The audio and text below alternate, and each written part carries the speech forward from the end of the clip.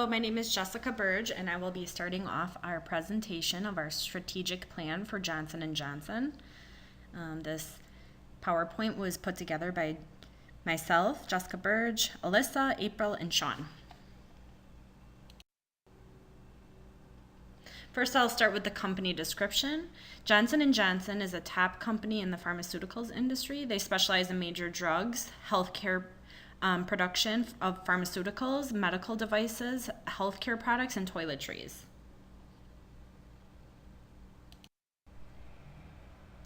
Johnson & Johnson was founded in 1920 and was the first company to suggest the use of sterile sutures and dressings for wound care. Throughout the years, Johnson & Johnson has gone through mergers and acquisitions, but has become the world's largest and most broadly used healthcare company. They continue to sell research and technology-driven products to their consumers in over 175 countries.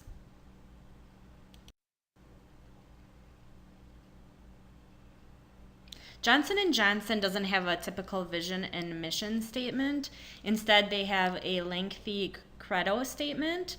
The purpose of their credo stems from the belief that consumers, employees, and the community are all equally important.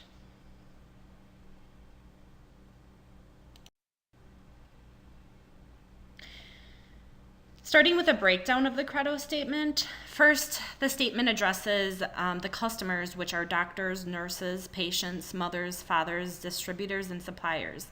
And their mission or promise to their customers is to provide high quality at a reasonable cost, prompt and accurate service, and the opportunity to make a fair profit. That would be more geared towards the distributors and the suppliers. Their mission or promise to their employees that is included in their credo statement is they promise to give their employees dignity and respect, job security, fair and adequate compensation, clean, orderly, and safe working conditions, equal opportunity, development and advancement, work-life balance, and management that provides an ethical culture.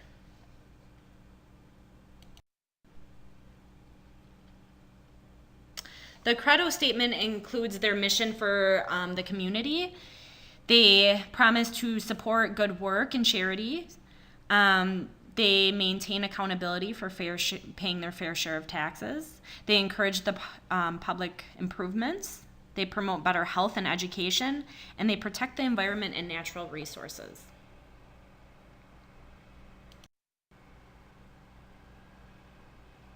Last but not least, the credo statement, their mission for their stockholders is that Johnson & Johnson will make effort to make a sound profit, that they will experiment with new ideas, they'll promote research, develop innovative programs, deliver new equipment, facilities, and products when necessary, and they have a determination to make a fair return. Product offerings that are offered by Johnson & Johnson are consumer products would include baby and adult hygienic items, toiletries, oral health products, wound care. Pharmaceutical items would include antifungal, anti-infective, contraceptives, and many medications, including ones for hematology, oncology, pain management, and many more. And then they also offer medical devices that can be used in joint reconstruction surgery, used for circulatory disease management, and many other medical devices. The Able analysis is a model that was created by Derek F. Able, and this model helps to define the business and the consumers and their needs. So for Johnson & Johnson, who are the consumers? This was also described back in the credo statement. It is doctors, nurses, patients, mothers, fathers, distributors, and suppliers. When we talk about the customer's needs and their desires is a high quality at a reasonable cost, prompt and accurate service, and the opportunity to make a profit. The technology dimension talks about how we can provide these needs to the consumers. when we talk about how Johnson & Johnson is already achieving a lot of these things. They offer innovative products, ideas, and research, quality control, and hiring the best professionals so that they can be able to achieve providing innovative products, ideas, and research.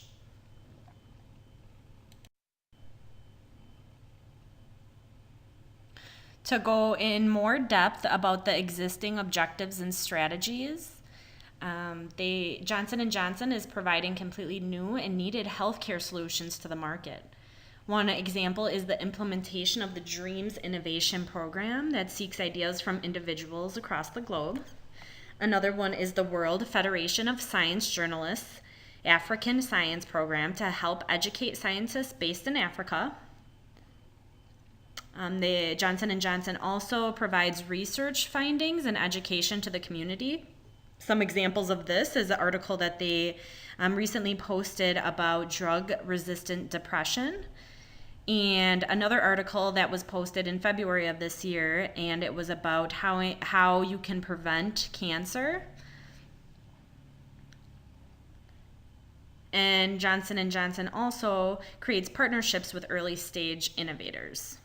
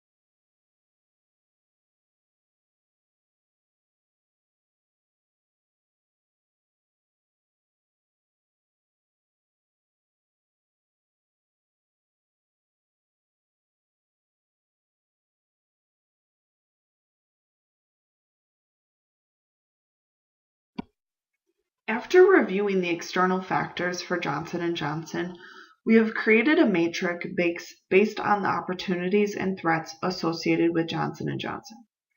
One of the opportunities that stuck out is broadening their position in the biologics and vaccines market.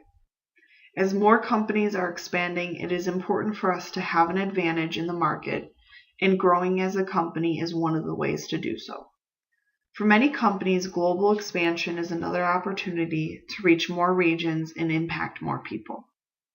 Some of the threats to our opportunities are healthcare regulations, competitors' research and development efforts, and the generic market.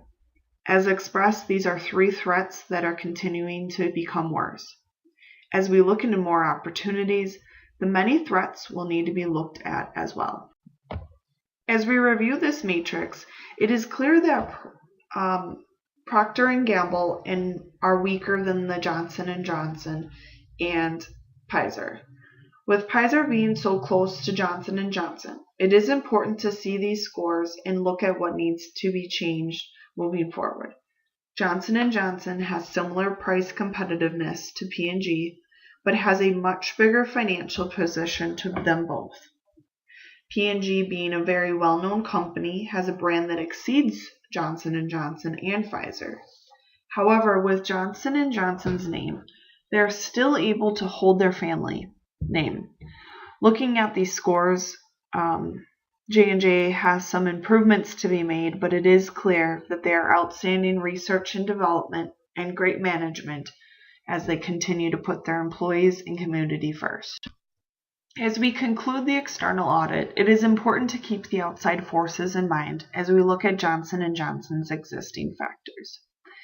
In this audit, there is a force on management, marketing, finance and accounting, product and operations, and research and development.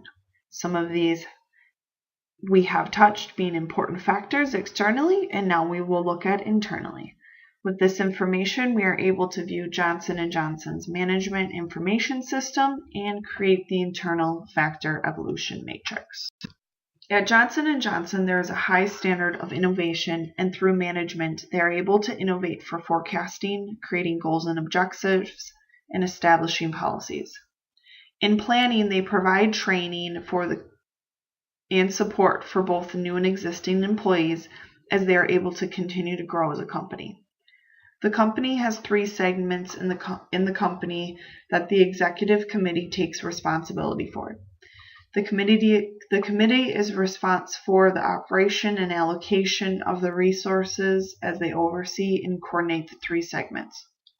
These 3 segments includes consumer, pharmaceutical, and medical devices. The senior management groups under the committee are each responsible for their own plans and operations on a daily basis for their segments. There are 134,000 employees who are engaged in research and development, manufacturing, and sale of a range of products at Johnson & Johnson. With the company holding more than 260 companies in nearly all countries, they must have a strategic plan for management. Johnson & Johnson's credo is framework for their goal to empower and inspire their employees. These guidelines encourage their employees to strive as they create support for themselves and for Johnson & Johnson. Through their research and development, they are innovating and creating a new excellence in healthcare. With companies all over the world, they are also able to have a high impact on diversity as they take a stand on the importance of culture and uniqueness. When it comes to marketing, it is important to focus on the consumer's needs and what the company is bringing to those consumers. At Johnson & Johnson, they have a wide variety of products from baby care, beauty, over-the-counter pharmaceuticals, wound care, and so much more. For marketing, these products are brought to the general public where they are sold in retail and distributors. Johnson & Johnson's pharmaceutical segment produces and sells products focused on immunology, infectious disease, cardiovascular, metabolic diseases, and more. This segment is distributed to retailers wholesalers, hospitals, and healthcare professionals. The last segment of Johnson & Johnson is their medical devices. This includes products used for orthopedic, surgery, cardiovascular, diabetes, and vision. Similar to the pharmaceutical segment, they are distributed to wholesalers, hospitals, and retailers. Pricing is a large part of the marketing, and as we have mentioned, there are many pressures on pricing due to reimbursements by third parties such as government healthcare programs, private insurance, and managed care organizations. Fortunately, investments in the new products launches allowed an increase in percent in sales of selling, marketing, and administrative expenses in 2017. But this is not always the case. In addition to these increases, there was also an increase in sales by 3% in 2017. In addition to this, the marketing research on new products has assisted with these pricing pressures. In 2017, 22% of sales were from new products and 22% of new products in the past 5 years. In the U.S., Johnson & Johnson has seen an increase in purchasing power due to negotiations, but as more healthcare providers consolidate, the pressure could increase. In other major markets, such as the EU and Japan, where the government is more involved in the funding for healthcare, there is more pressure. They're able to impose price controls, limit access to or reimbursement for Johnson & Johnson products, or even reduce the value of the intellectual property protection. In an effort to better serve the needs of Johnson & Johnson patients and consumers, they began a restriction of medical devices segment. The project involves strengthening their go-to market model, accelerating innovation, prioritizing key platforms and geographic, while continuing to have high-quality standards. Since this plan began, they projected the project cost at $2 billion, but they did put in place restriction charges of approximately $2 to $2.4 billion. This reconstruction is also predicted to eliminate 4 to 6% of global workforce in 15 months for the medical device segment, which already has begun. Although the plan includes eliminating jobs, it does result in cash outlays of $400 million just in employee severance. The reconstruction charges will go towards this as well.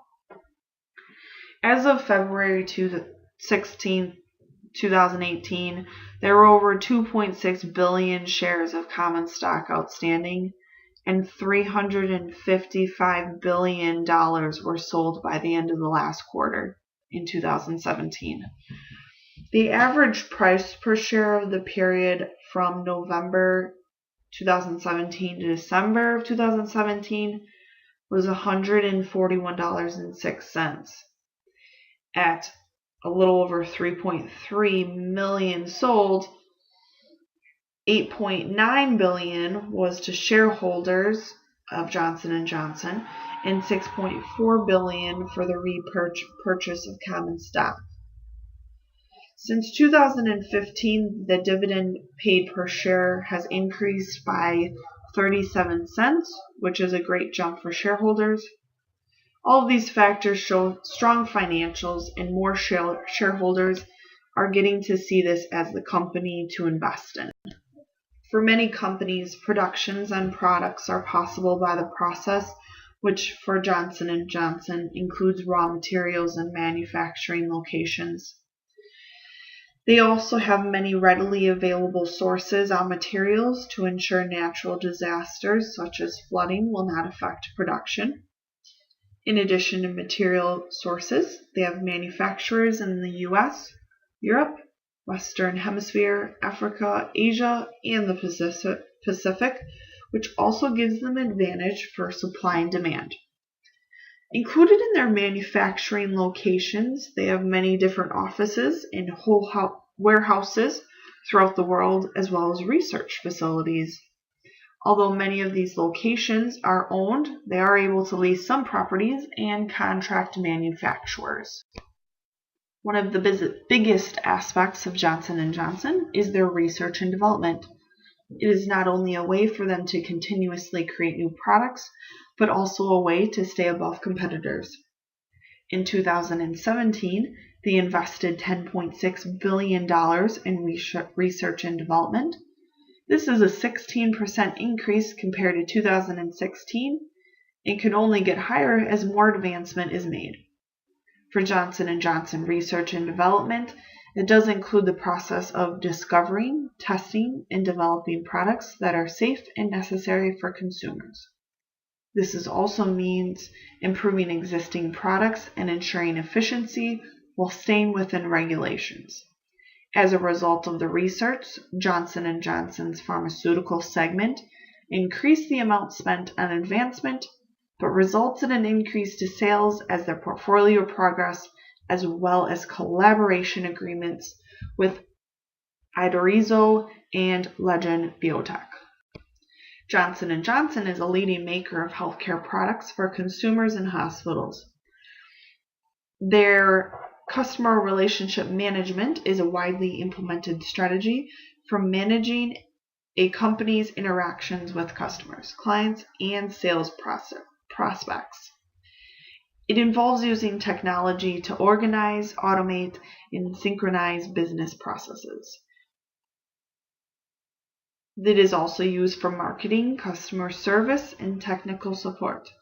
The overall goals are to find, attract, and win new clients, nurture and retain those that the company already has, entice former clients back into the fold, and reduce the costs of marketing and client service. Customer relationship management describes a company-wide business strategy, including customer interface departments as well as other departments.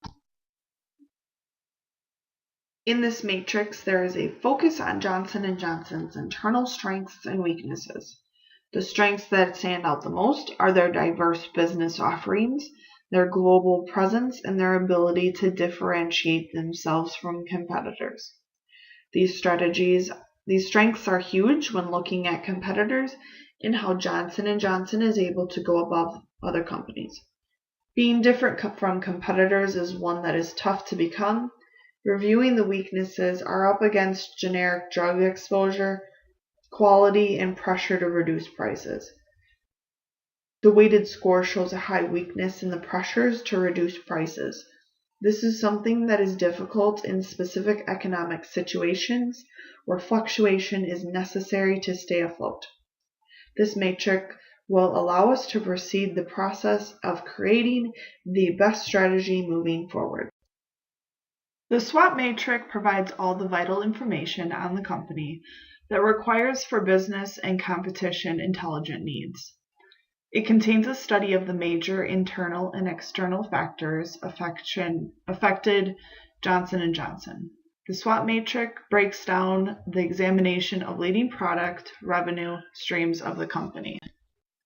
Johnson & Johnson works in both development and developing countries worldwide, where the political situation in these countries is steady and inspires more investments.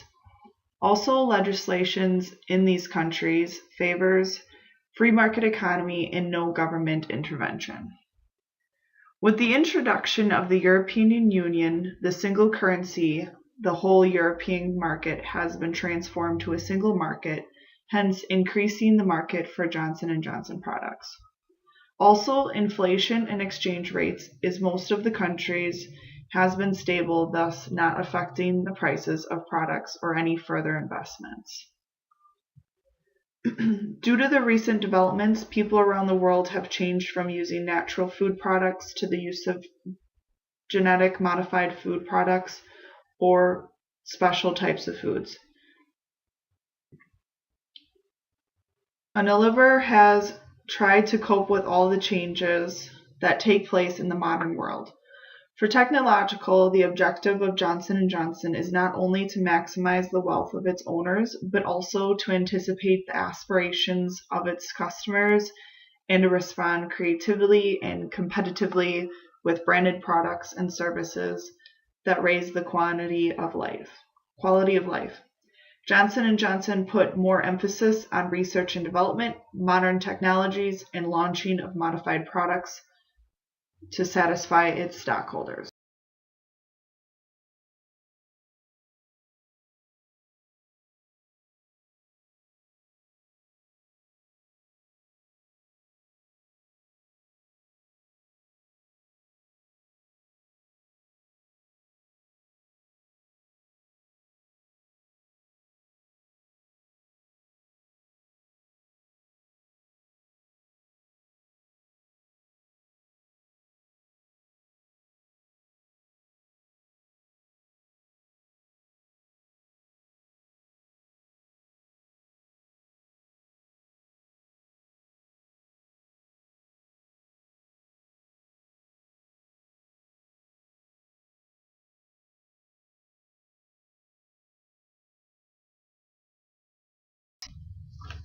There is increasing pressure within pharmaceutical markets to reduce prices in line with medical budgets and maintain patent expirations to ensure generic programmers are updated with critical path movements.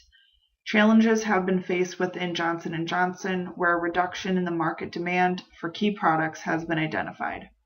Some of these products were branded and have been replaced by generic programmers at the end of patent timelines. Internal weaknesses across the industry are not isolated to Johnson & Johnson, would be the level of theft and counterfeiting of drugs managed through internal persons. While the recent accusation of Pfizer Consumer Healthcare will act as an opportunity in its own right to promote growth for the organization through alternative routes, there is the added value capitalized through the return on investments, which will be realized 12 months before plan releasing funds back into the bottom line.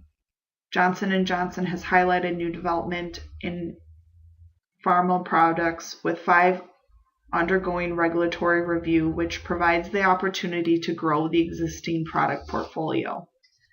Development into new functions of medical devices and diagnosis will provide new markets into entry, which will result in business growth. Now let's look at the threats that Johnson & Johnson company faces. Well, here is a larger list of threats. The 2 most impactful ones, or the biggest threats that Johnson & Johnson could see, is that generally within the main pharmaceutical companies, there is a high level of competition for the generics markets where patents finish. And so it is the first to entry or the first to enter the market where success will generally be determined. Also, the technological development with biotech concepts will potentially move the traditional pharmaceutical methods out of the marketplace in the long term. The product posting map talks about the positioning of companies from different aspects. So the positioning refers to the place that a brand occupies in the mind of the customer and how it distinguishes its products from a competitor's. In order to position products or brands, companies may emphasize the distinguishing features of their brand. For example, what is it? What does it do, and how does it do it? And therefore, or they may try to create a suitable image. They could look at, is it inexpensive or premium, utilitarian or luxurious? Is it entry level or high end? And through the marketing mix, this is how they will decide what the best option is. Once a brand like Johnson & Johnson achieves a strong position, it is really difficult for them to reposition. Johnson & Johnson works in the pharmaceutical industry, which is extremely capital intensive. The industry requires large investments in order to have manufacturing and research and development, or what we would call R&D, along with their facilities to maintain this. Johnson & Johnson is working on various organic and inorganic growth strategies in order to maintain its position as a leading pharmaceutical company worldwide. The BCG matrix. Johnson & Johnson Company is the world's largest manufacturer of healthcare products. The company has developed different types of products, such as baby shampoo and sterile dressing. Johnson & Johnson has a long history about the management of its operating companies as independent businesses. The management party of the company comprehends and enhances the operating company autonomy to modify the flexibility, creativity, and accountability. Johnson & Johnson and the information technology. And finally, the QSPM, or the Quantitative Strategic Planning Matrix. This is a tactical tool which is used to evaluate an alternate set of strategies. The QSPM incorporates earlier stage details in an organized way to calculate the score of multiple strategies in order to find the best match or strategy for the organization.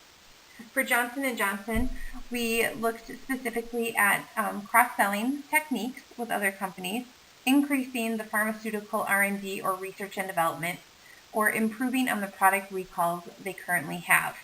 After completing both external and internal factors and looking at which option would be best, we found that by increasing the farm R&D, we would find the greatest strength for the company. After completing the QSPM and looking at our 3 different options, which included cross-selling techniques, increasing the pharmaceutical research and development program, or improving product recalls, it was decided that Johnson & Johnson would increase their pharmaceutical research and development. The sales for the company have steadily been growing and our global position is strong.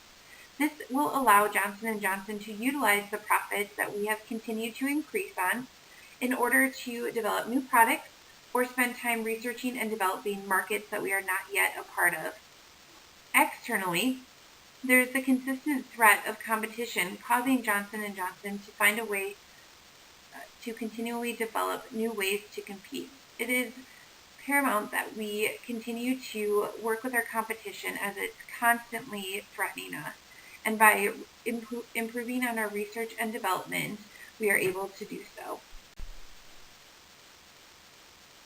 With the competition found with our arthritis drug, Remicade, there is a need to develop and move into pharmaceutical markets. The Remicade drug has now had lots of competition with lower priced drugs, which means it's time for us to look at new markets to move into. According to Jared Hopkins with Bloomberg, for about a year, the company has been reviewing strategic options for its diabetes care business, which could include a sale, partnerships, or joint ventures. Allowing us to increase our budget for research and development, we will be able to continually work on the diabetes care business and hopefully find new products that we can move into. So why now?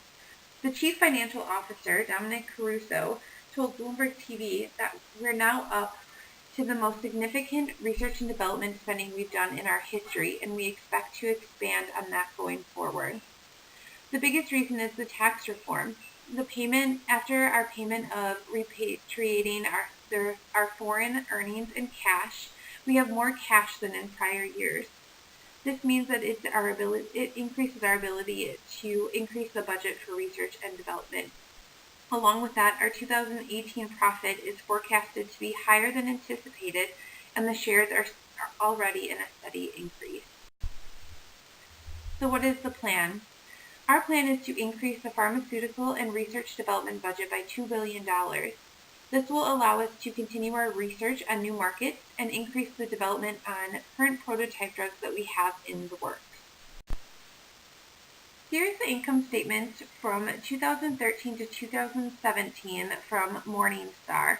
One thing that I think is apparent when it comes to Johnson & Johnson is that they are a steady company. They've been around for a long time and they've been able to maintain their revenue and their profit throughout the years. Here also is a balance sheet from 2013 to 2017. Again, what you can see is that they are really able to maintain themselves in the market. They don't do a whole lot of ebbing and flowing when it comes to most of the assets and liabilities for the company. But let's take a closer look at the historical financial data for the last 3 years. So this will be from 2017, 2016, and 2015. Historically, they, like I said before, have been a financially stable company. And when you look at it, there's really no change or little change between the inventory and the sales from year to year.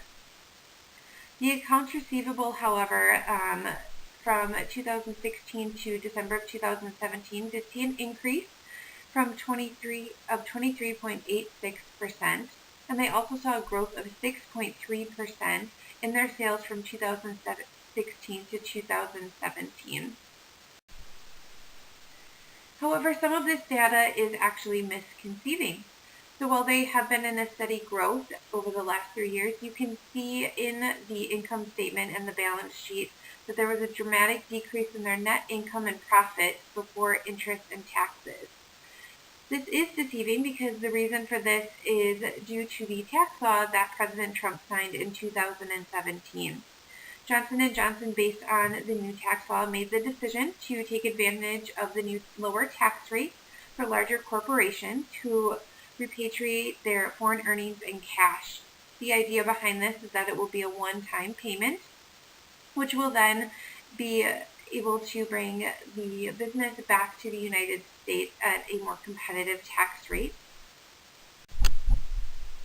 So what exactly does this tax law mean for Johnson & Johnson? So like I said, the lower tax rate for large U.S. corporations and drug makers to repatriate their foreign earnings in cash is a way to encourage them to bring their money and their business back to the United States. Johnson & Johnson did decide to take advantage of this, and a result of that is that they will have a substantial provision of income tax expense, which you can see on the balance and income sheet. This means that they will take a hit in their profits because they will pay a one-time fee in 2017, which will then bounce back in 2018 because that fee will no longer be there. According to Michael Ehrman and Divya Grover with Reuters, Johnson & Johnson reported a year ago that it had $66 billion in undistributed international earnings, and that on Tuesday they said it had $16 billion in cash outside of the United States. And so the decision for them to bring that money back to the United States was a big one. It's one that hopefully will help the local economy or the United States economy. So like I said, the tax hit did result in a big increase in their price earnings and a drop in their net profit margin. After the repatriation on foreign earnings in cash, the tax rate for Johnson & Johnson is expected to go from 16.5% to 18% in 2018. So this means that the 2018 and the 2019 income statement will show an increase in the net income because the income statement will not include this substantial provision for income tax expense that the prior income statement did. This means that our projected financial statement for 2018 will look a little bit different as the tax rate is expected to be 16% in 2018. So here are the financial ratios for the last 3 years for Johnson & Johnson. When you're looking at it, the profitability ratios seem to be getting worse. However, this is again deceiving because of that new tax law. And so hopefully in 2018 you will see that increase and be in a positive, move in a positive way. Also the ratios we should look at are the sales growth. You can see that there's a steady growth throughout the years, and there's a dramatic growth between 2016 and 2017, which also continues into 2018. It was determined after our analysis that the amount needed for our research and development plan would be $2 billion. And so we used the EPS/EBIT analysis in order to find our best financing option. The company is estimated to have revenue of anywhere between $80 billion to $82 billion. And so we are looking at the recession being at $80 billion. If it was a normal market year, it would be $81 billion, and if it was booming, it would be $82 billion. The 3 different financing options are the common stock financing, debt financing, or a combination of using both common stock financing and debt financing. The current common stock price is $125.13, with the shares currently outstanding at $2.6 billion. If we were to move forward with the common stock financing, that would raise our shares outstanding another 1.5 million, which would bring the total to 2.6015 billion outstanding shares. The debt financing would not increase our outstanding shares at all. However, the combination of financing, we would need to reach $1 billion in order to make up for half of the $2 billion needed, while the other $1 billion would be funded through debt financing. In order to reach the $1 billion, we would need to have another 799,000 outstanding shares, bringing the total to 2.6079 billion. After completing the analysis and looking through all of the details, it was decided that our best option is debt financing. However, the combination financing would work. It came in with the EPS being extremely close to the debt financing, but at this point we are going to move forward with the debt financing option. Here's our projected income statement for 2018. The projected statement is going to be the numbers in green, and the numbers in black are going to be for the years 2017, 2016, and 2015. I think with Johnson & Johnson and their big move with the tax law, it is important to be able to see a full 3 years worth of past income statements, because the 2017 one is going to look extremely different compared to the previous years. So here, for instance, you can see that the net income and the retained earnings between 2016 and 2017 dropped drastically because of the tax that they incurred with the repatriation of income. However, with that payment done, it is expected that in 2018 they will see their retained earnings and net income have a boost again, because as you can see, their total revenue is estimated to be about $81 billion for 2018. And here's the projected 2018 balance sheet. So again, the green is going to be the year 2018, and then the actual will be 2017, 2016, and 2015. One thing that I think you can notice about Johnson & Johnson is the numbers don't increase drastically, but they also don't drop drastically. It is an older company that has been around for a long time, and so you're not going to see real drastic movements up or down. It's going to be kind of a steady incline or a steady decline. In this case, they are for the most part staying steady. Their current assets have dropped a little bit along with their total assets, but their total liabilities have increased. And the total stockholder equity has jumped back up from 2017 to 2018.